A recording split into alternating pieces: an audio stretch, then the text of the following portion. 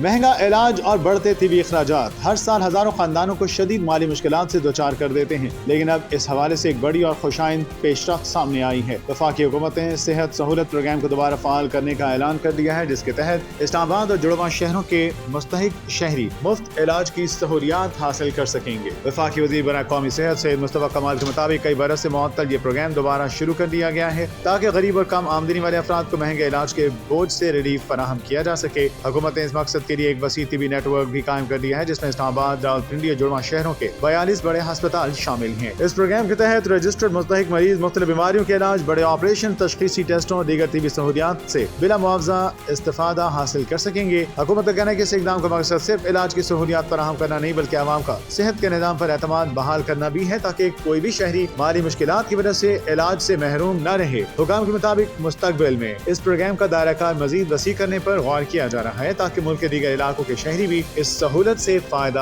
اٹھائیں۔